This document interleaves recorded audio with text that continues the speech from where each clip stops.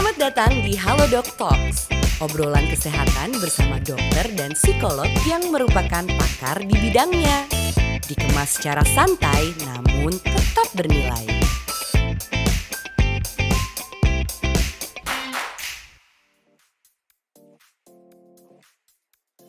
Halo teman-teman, ketemu lagi sama aku pastinya Anindita Hidayat di Halodoc Talks. Jadi seperti yang kalian tahu, di sini podcastnya beda dari yang lain ya kan. Aku bakal bahas tentang kesehatan, lifestyle, nutrisi, pokoknya hal-hal yang tentang kesehatan. Tapi spesialnya aku di sini bakal bareng sama pakarnya langsung alias dokternya. Jadi for me this is the real Halodoc ya kan. Nah hari ini aku bakal kedatangan salah satu dokter cantik yang aku juga udah tadi sedikit ngobrol-ngobrol. Banyak banget nih pertanyaan aku karena kita punya topik yang sangat menyenangkan dan sangat interesting ya kan.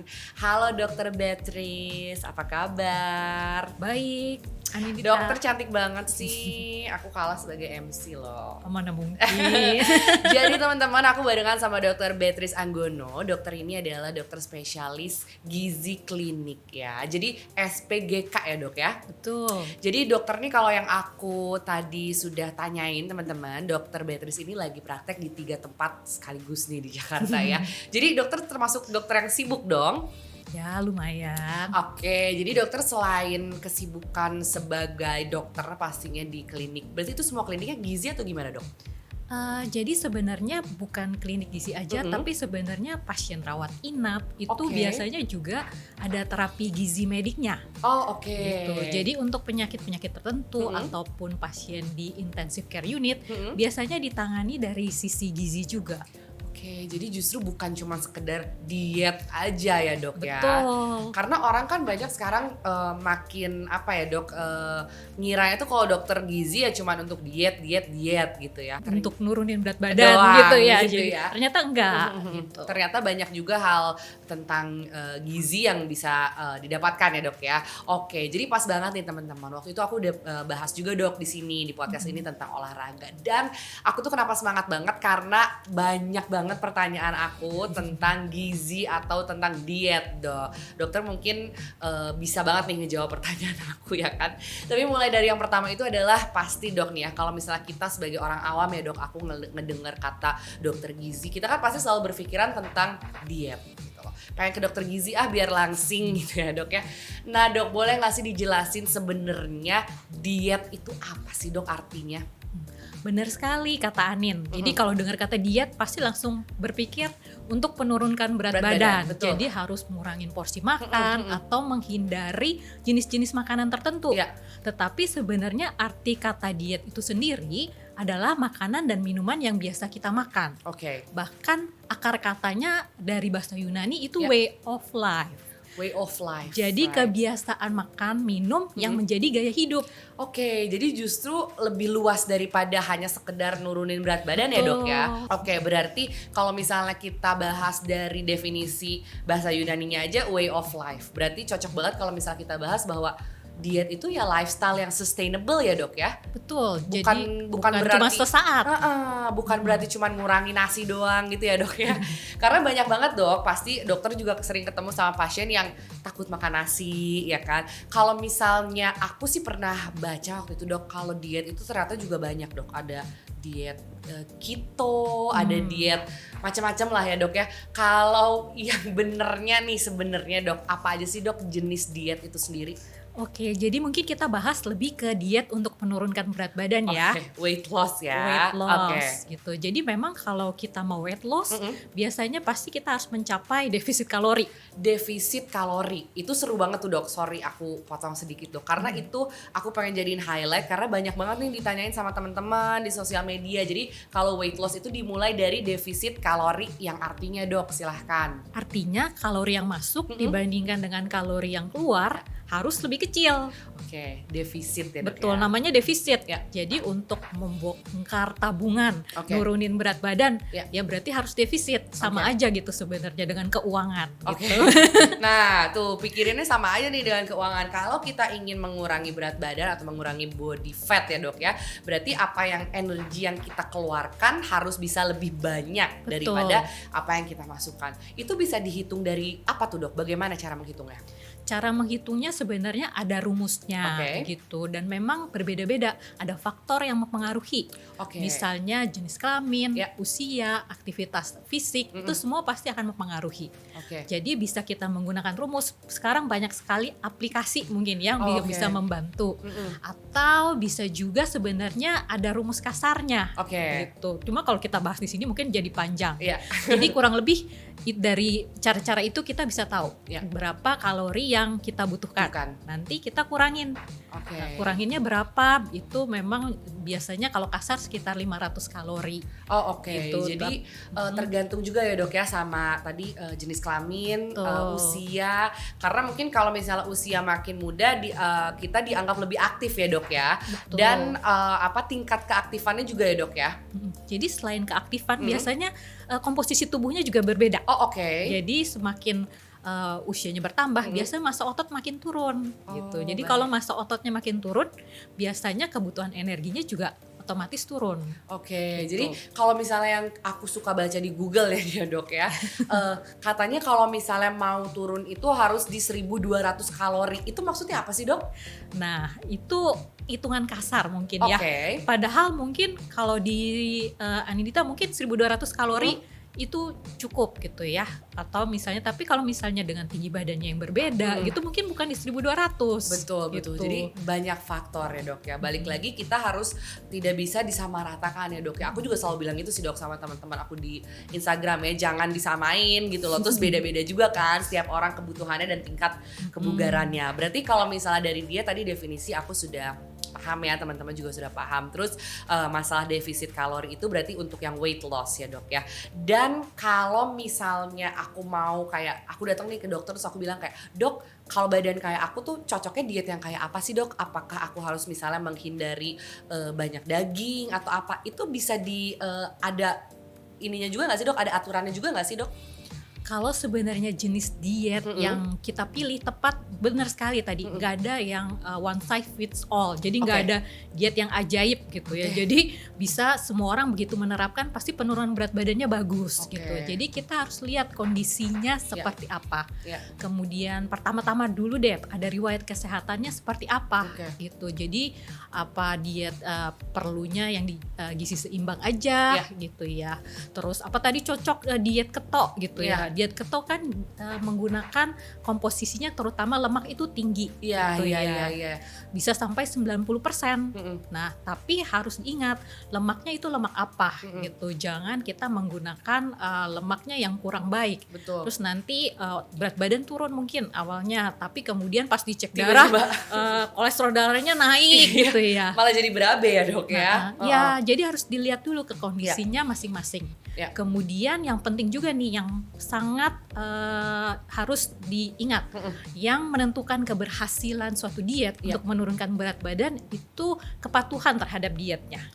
Disiplin, Dok. Disiplin. Oke. Jadi kalau kita memilih jenis diet yang benar-benar berbeda gitu dengan kebiasaan dia yang sulit diterapkan gitu ya, itu justru keberhasilannya malah kecil. Malah kecil, betul, betul. Jadi harus dilihat juga kebiasaan makannya itu seperti apa. Jadi kan tadi way of life. Jadi harus dijadikan gaya hidup Iya. jangka panjang. Jadi bukan cuma sebentar aja. Ya. Kalau nggak nanti turun sebentar Tiba-tiba naik lagi. betul, jadi Gitu. sustain ya, Dok ya. Karena banyak banget sih, Dok, pasti juga dokter sering ketemu pasien atau mungkin denger di berita atau di mana orang tuh kayak pengen instan gitu loh, Dok. Kayak, "Kak, gimana caranya nurunin 5 kilo sebulan?" Ya ilah, nggak bisa ya, Dok ya. Maksudnya semua juga harus selain sustain harus perlahan ya, Dok ya. Daripada aku sih mikirnya kayak takutnya kalau misalnya kita ngarang gitu ya, Dok ya, malah yang hilang tuh juga bukan cuma body fat tapi otot gitu ya, Dok ya. Betul.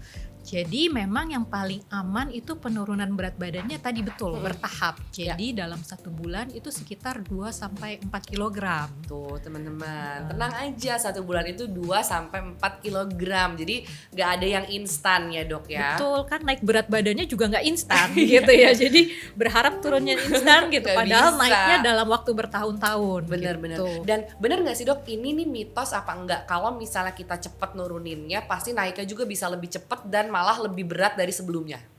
Sebenarnya ini tergantung gitu ya.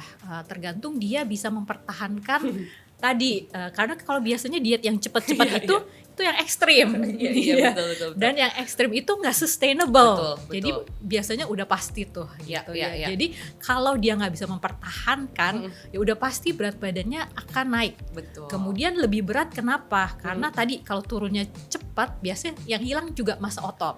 Oh iya, Nah, benar. terus dia begitu dia naik lagi, yang bertambah itu apa? lemak. Lemak, betul. Jadi ototnya belum diganti, lemaknya naik gitu. Nah. Jadi makanya dia bilang kurang baik gitu, Betul. seperti itu. Iya sih, berarti benar juga gitu. Maksudnya kan tentang konsistensi ya dok ya, tentang sustain. Nah, terus kalau misalnya lagi diet nih dok, makanya aku selalu saranin juga teman-teman untuk go to see a doctor, so dan mereka tahu apa aja sih nutrisi yang harus dipenuhi gitu kan dok sehari-hari. Nah, dari dokter nih aku bisa nggak sih dok kayak dikasih tahu sebenarnya nutrisi yang wajib sehari itu badan aku butuhin tuh apa aja sih dok? Nah, kalau benar-benar berapa porsinya itu memang setiap orang kembali lagi Berbeda, berbeda. Ya, jadi memang harus kalau per kasus bertemu dokter, konsultasi dengan dokter. Jadi benar-benar ada porsinya Iya. gitu. Tapi kalau prinsipnya harus memang tadi prinsip gizi seimbang. Jadi lengkap, Ya. ada karbohidrat, Oke. ada protein tadi untuk mempertahankan massa otot ya. Kemudian untuk lemak, lemak kita tetap butuh. Jadi bukan berarti kita tidak makan lemak sama sekali. Ya. Cuma dipilih jenis lemaknya apa. Jadi lemak yang baik. Kemudian yang tidak kalah penting sebenarnya adalah mikronutrien. Mikronutrien tuh apa tuh dok? Jadi zat gizi, vitamin dan mineral yang kita butuhkan dalam jumlah sedikit kan mikro gitu ya. Oke. Jadi meskipun kita tadi diet, defisit kalori dikurangin kan, tapi vitamin dan mineralnya juga harus tetap cukup. Karena kan untuk metabolisme energi, pembakaran lemak itu butuh mikronutrien. Oke, bahkan mungkin berarti recovery otot tuh butuh ya dok ya? Betul, jadi butuh biasanya protein yang cukup Ya. dan antioksidan. Antioksidan itu berarti didapatkan dari apa tuh dok? Tadi sayur dan buah, vitamin dan mineral itu juga bisa Oke, untuk membantu oke. pemulihan ototnya. Oke, makanya tuh dok itu juga suka aku bahas tuh dok di Instagram aku bahwa ada kan yang namanya kalau kita habis workout itu apa post workout meal ya dok ya. Untuk menghindari katabolik otot katanya nggak boleh setelah workout itu harus cepat-cepat makan gitu dok. Nah katabolik otot tuh apakah artinya otot kita tidak ternutrisi? Jadi kalau misalnya olahraga, terutama yang angkat beban ya, kita kan mengharapkan pembentukan otot. Nah, jadi untuk membentuk otot bisa kita bantu dengan mengonsumsi protein. Oke. Gitu. Dan kemudian untuk pemulihannya dibantu dengan antioksidan. Jadi Oke. memang benar kalau habis olahraga, terutama yang angkat beban itu sebaiknya konsumsi protein terutama. Oke, supaya ototnya Terbentuk, grow. iya. Oke, jangan Butuh sampai- bahan gitu Betul. supaya dia membentuk Iya. otot. Betul, jangan sampai malah udah angkat beban malah kecapean nggak dapat nutrisi jadi malah kecil Dipecah, ya, iya. kasihan gitu ya. Oke, nah itu tadi berarti nutrisi ya dok ya, ada protein, ada lemak baik ya kan, terus ada karbohidrat. Berarti kalau misalnya aku boleh bilang biar teman-teman di sini juga tahu, nasi itu juga jangan terlalu kita hindari dong dok kalau misalnya kita butuh karbohidrat. Betul, jadi kita tetap perlu karbohidrat Iya. itu. Memang kalau di gizi seimbang itu sekitar 50-60%. Oke. Jadi 50-55% lah itu Oke. untuk kebutuhan kita sehari-hari, Iya. energinya dari situ. Oke. Kemudian ya jadi yang harus perhatikan berarti porsinya. Ya. Berapa banyak nasi yang dimakan gitu. Iya, jadi kita butuh tapi porsi rasionya juga harus dikontrol ya dok ya, karena Betul. yang namanya karbohidrat itu berarti ngasih kita energi ya dok ya. Ya, baik karbohidrat, protein, lemak itu semua menghasilkan energi. Oke. Jadi kalau misalnya masalah nasinya, karbonya ya itu mah ininya Dok, pinter-pinter ya Dok ya, porsinya ya Dok ya. Oke. Nah, tadi nutrisi udah, terus bahas tentang lemak juga. Nah, Dok, satu deh pertanyaan tentang lemak. Jadi sebenarnya lemak itu tidak semuanya jahat ya Dok ya? Betul, jadi lemak itu ada beberapa jenis sebenarnya. Jadi kalau yang secara alami adanya lemak jenuh dan lemak tidak jenuh. Oke. Gitu. Dua-duanya kita butuh, cuma memang yang lemak jenuhnya kita batasin. Oke. Gitu. Jadi yang goreng-gorengan, terus kemudian misalnya lemak dari daging atau lemak di susu, bukan berarti nggak boleh sama sekali, tapi dibatasin. Yang utama adalah dari lemak yang tidak jenuh. Gitu. Misalnya dari alpukat, minyak zaitun, bisa juga dari kacang-kacangan ya. Betul. Dari situ sebenarnya, karena untuk membentuk hormon, terus kemudian membran sel kita butuh gitu. Jadi juga nggak boleh ada yang makanan yang terlalu dihindari segala macam, yang penting porsinya, dan ternyata tubuh kita tuh juga membutuhkan ya Dok ya. Oke Dok, nih aku juga punya banyak pertanyaan tadi dari teman-teman ya Dok ya, tentang si defisit kalori. Tadi udah dibahas nih teman-teman, bahwa defisit kalori itu adalah kita harus mengkonsumsi kurang dari apa yang kita keluarkan ya Dok ya. Tapi sebenarnya Dok, kalau secara hitungannya gimana sih Dok cara tahu kita tuh udah cukup belum sih nutrisinya sehari, dan sehari tuh aku harus makan berapa nih gitu loh? Sebenarnya dari tadi penghitungan dari rumus yang basal metabolic rate. Atau ya bisa juga dengan menggunakan yang kasar. Jadi kalau kebutuhan, kalau perempuan biasanya dikali 25 kilokalori untuk berat badan idealnya, kalau laki-laki 30. Tapi itu kasar sekali. Jadi memang paling bagus sih bertemu dengan dokter spesialis gizi klinik, nanti dihitungin gitu. Tapi sebenarnya harus diingat, jadi kita sebisa mungkin memenuhi kebutuhan yang basal, yang dasar itu. Jadi meskipun diet, kita tetap beraktivitas, berolahraganya itu seperti normal gitu. Kalau misalnya kita nggak bisa beraktivitas normal, sama aja Dok ya. Itu berarti kemungkinan kalorinya terlalu sedikit. Jadi lemas. Ya, lemas seperti itu. Nah, itu takutnya terlalu kecil. Betul. Terus itu juga ngaruh kayak ke mood swing, jadi kayak apa ya Dok, kayak cranky gitu ya Dok ya kalau kekurangan makan ya Dok ya. Nah, tapi nih Dok, permasalahan yang banyak kita temui itu adalah orang tuh banyak bilang kayak, Kak aku tuh pengen diet, pengen jaga makan, tapi aku tuh sibuk karena aku tuh kerja tuh 9 to 5 kantoran, gak punya waktu untuk meal prep lah atau belanja atau masak. Dari dokter sendiri nih, apa sih tips diet untuk orang yang sibuk? Benar sekali. Jadi yang sibuk nih, yang kerja misalnya 40 jam dalam seminggu, biasanya memang pasti langsung berpikir, saya nggak punya waktu untuk menerapkan hidup sehat gitu ya. Terus biasanya jadi sering makan makanan cepat saji. Benar Dok. Terus kemudian jarang makan sayur dan buah. Nah, pertama-tama kita harus menyempatkan waktu untuk makan gitu ya. Jadi jangan skip meal atau misalnya makan sambil mengerjakan sesuatu gitu ya. Kalau kita sambil-sambilan gitu, biasanya kita nggak memperhatikan tuh apa yang kita makan. Benar Dok. Jadi siapkan waktu misalnya 10 menit, 15 menit, dan benar-benar perhatikan apa yang kita makan.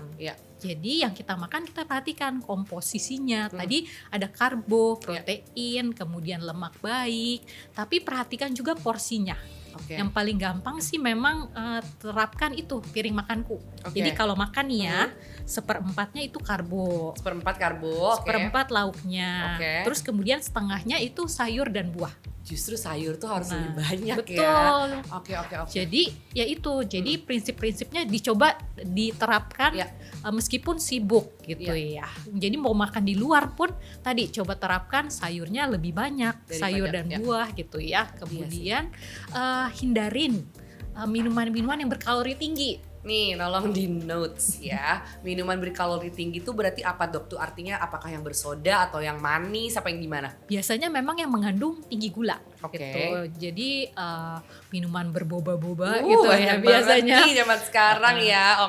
Terus soft drink gitu. Nah, itu juga tinggi kalori gitu. Jadi harus hati-hati. Jadi kita seringkali memperhatikan apa yang kita makan, tapi yang minumnya ternyata kalorinya dari situ. Bener, makan salad minumnya malah bersoda ya, sama aja dong kalau kayak gitu. Oke. Terus cemilannya. Cemilan juga ya. harus diperhatikan Iya. gitu. Yang paling gampang sih kita pilih buah memang, Oke, buah potong potong gitu ya, Dok, gitu ya. ya. Memang lebih enaknya lagi kalau kita punya akses ke makanan sehat itu. Iya. Jadi bagusnya sih memang kalau kantornya menyediakan gitu misalnya cemilan Tolong gitu ya. company yang mendengar podcast Buah ini gitu iya. ya, buat Oke, oke. cemilan gratis gitu ya. Benar-benar. Jadi mungkin yang bekerja di situ jadi lebih gampang, Lebih gitu. gampang. Oke. Terus tadi nih ya teman-teman juga mungkin aku pengen share tadi conversation kita, Dok. Dokter bilang buah itu alangkah lebih bagusnya kalau dimakan langsung bukan di jus. Kenapa tuh, Dok? Betul, karena sering yang zaman sekarang nih Iya. ya. Jadi kita ambil airnya aja Iya. gitu. Padahal kita butuh serat di Iya. buahnya itu. Oke. Terus buah itu tetap mengandung gula alami. Gitu Oke. ya. Di badan kita tetap akan jadi gula gitu Oke. ya. Kalau kita konsumsi dalam jumlah banyak, biasanya kalau jus kan pakai buahnya banyak. Banyak, ya, ya, Jadi sebenarnya kita mengonsumsi banyak gula, Gula. Oh, gitu. oke, Kalau oke, oke. misalnya banyak gula itu biasanya akan lebih cepat lapar karena dia akan cepat naik kadar gula darah terus turun, terus nanti biasanya juga Oke. kita lebih mudah lapar gitu Oh, ya. jadi karena itu ya, Dok ya. Tapi kalau misalnya sayuran gitu, Dok, kalau misalnya kita mix kayak misalnya sayur-sayuran gitu sama buah dikit di jus itu nggak apa-apa kan, Dok ya? Itu pasti lebih baik gitu. Jadi Oke. dari sayuran kita bisa dapat seratnya gitu ya. Cuma tadi seratnya jangan dibuang Oke. gitu ya. Jadi di blender gitu ya. Alangkah lebih baiknya ya, Dok ya. Oke, Betul. oke. Nah, tapi nih, Dok, kalau misalnya ngomongin tentang diet kan pasti dokter mungkin setuju bahwa semua orang itu harus menjaga Betul. makannya ya, Dok ya, jangan nggak boleh sembarangan. Tapi sebenarnya ada nggak sih, Dok, pertimbangan khusus seseorang ini udah wajib diet? Jadi bisa kita lihat dari status gizinya Oke. gitu ya. Jadi kalau misalnya obesitas gitu ya, itu berarti memang harus menurunkan berat badan Iya. gitu. Karena dibilang ada gemuk yang sehat, sebenarnya itu tidak ada gitu ya. Jadi memang mungkin belum kelihatan sekarang, Oke. tapi dalam 5-10 tahun pasti Akan ya, untuk Ya. penyakit-penyakit itu biasanya akan muncul. Oh, oke. Kemudian kalau udah jelas ada penyakit atau Ya. riwayat penyakit itu udah pasti memang harus membutuhkan. Tapi kalau bisa juga kita lihat dari medical check up, Oke. pemeriksaan labnya Oke. udah ada yang berbintang-bintang nih. Ya. Nah itu juga udah merupakan tanda-tanda. Oke, berarti Gitu. bisa dibilang ada diet khusus dong, Dok, buat seseorang mungkin yang mengidap penyakit tertentu, misalnya yang diabetes gitu. Itu berarti dietnya beda-beda ya, Dok ya? Sebenarnya sih diet sehat pasti, Iya, cuma mungkin iya. ada penekanannya di mana gitu Oke. ya. Contohnya kalau yang untuk diabetes pasti penekanannya terutama ke karbohidrat, Oke. jenis dan jumlahnya Oke. gitu. Untuk peningkatan karbohidrat kompleks, Ya. peningkatan sayur-sayuran. Nah, Oke. jadi itu mungkin yang perlu ditekankan Ya. gitu. Terus kalau misalnya untuk yang darah tinggi, Mm-mm. ada juga misalnya pembatasan garam. Jadi Oke. memang ada poin-poin tertentu Ya. yang kita harus lebih Perhatikan ya. betul. Dan sesuaikan dengan kondisi kesehatan masing-masing itu tadi gitu ya, Dok.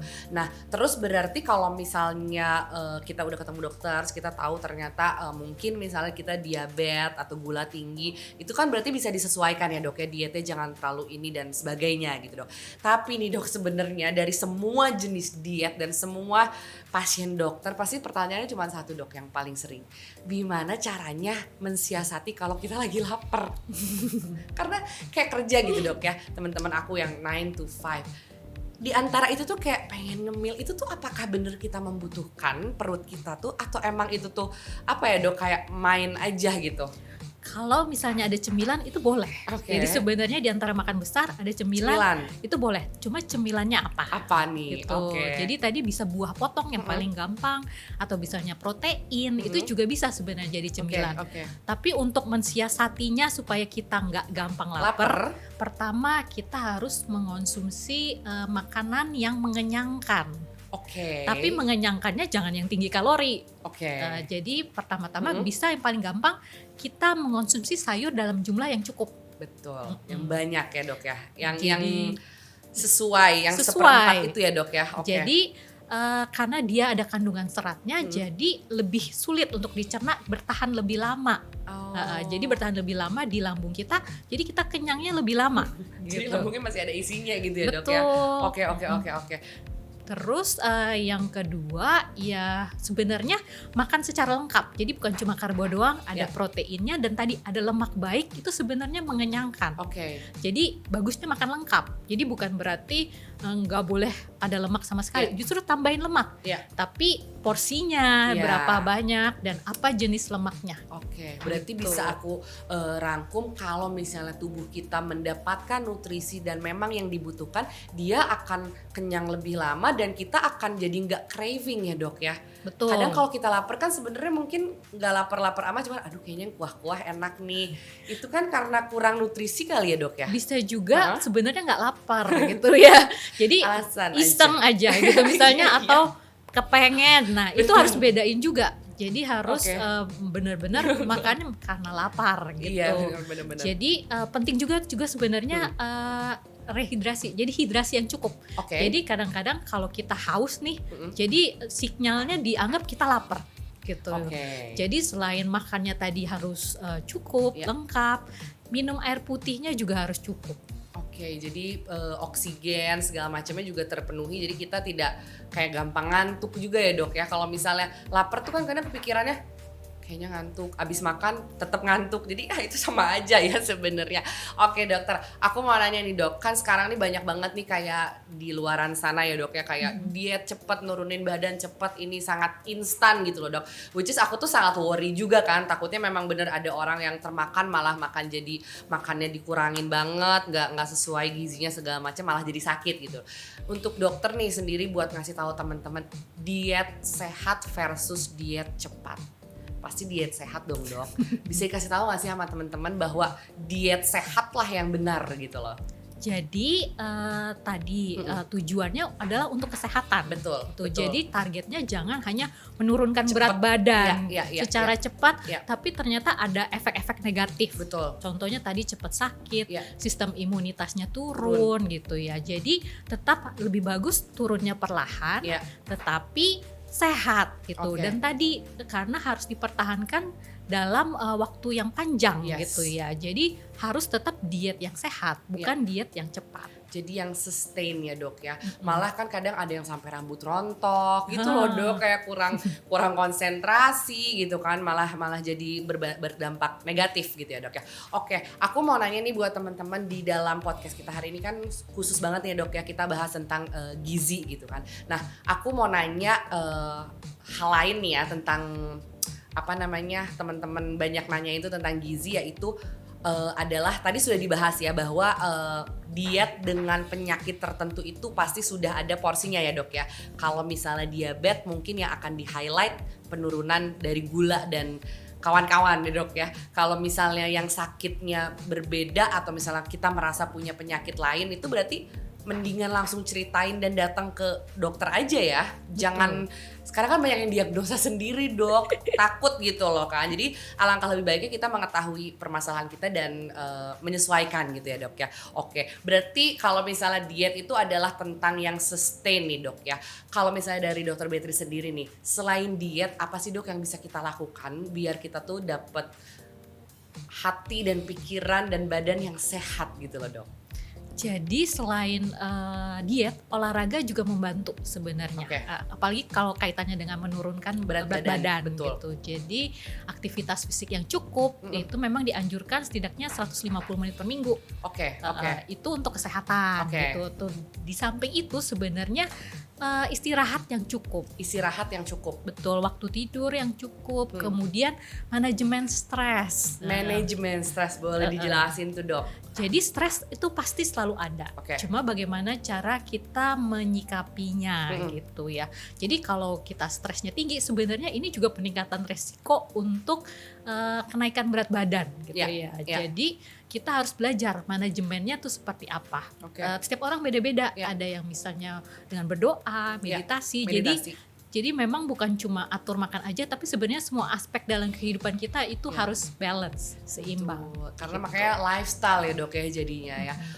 Berarti kalau bisa aku boleh rangkum sedikit nih dok, bahwa diet itu adalah sesuatu yang seharusnya menjadi way of life kita, terus juga jangan terlalu terburu-buru ya dok ya, harus sustain dan alangkah lebih baiknya teman-teman mungkin apalagi yang punya penyakit khusus gitu kan bisa langsung di ngobrol ya kan dok ya, langsung ditanyakan dan nanti akan sama dokter gizi dibantu penyesuaian diet yang tepat dan jangan terlalu kemakan sama segala sesuatu yang instan ya dok ya. Dokter thank you banget, terima kasih hari ini sudah ngobrol-ngobrol sama aku. Doain diet aku ya dok ya.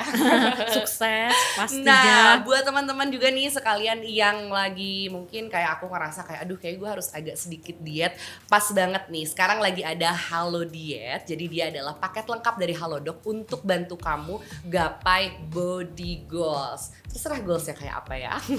Nah buat kamu mungkin yang mau kayak harus ngobrol dulu sama dokter bisa banget karena kamu bisa dapetin 4 kali chat sama dokter via Halodoc dan kamu bakal dapat 50.000 untuk beli paket suplemennya. Nanti juga bakal ada diskon 20% dan gratis ongkir. Nanti kamu bisa sesuaikan juga nih, misal kamu pengen yang aduh kayaknya gue harus agak sedikit turun berat badan, itu ada yang weight loss, atau kamu pengen stay where you are, ada weight maintain. Dan kalau misalnya kamu pengen lebih berotot atau berisi bisa banget pakai yang weight gain atau gainer ya. Jadi cocok banget, tinggal disesuaikan. Aku saranin beli paketan karena jatuhnya tuh lebih mantap dan lebih hemat gitu ya. Nah buat kamu yang pengen ketemu sama dokter langsung juga bisa langsung ada di aplikasinya, kamu set karena sekarang udah bisa ngobrol langsung sama dokter, atau masih pengen di rumah dan ngobrol langsung sama dokter bisa banget tinggal download aja aplikasinya Halodoc, pastinya seperti kaos aku ya yang warna merah, langsung di download. Kamu juga bisa langsung kasih tahu teman-teman kamu untuk download Halodoc. Tenang aja ada Halodoc. Terima kasih dokter, sampai ketemu lagi ya. Terima kasih teman-teman yang sudah menonton aku nanya-nanya tentang diet ya kan. Sampai jumpa lagi.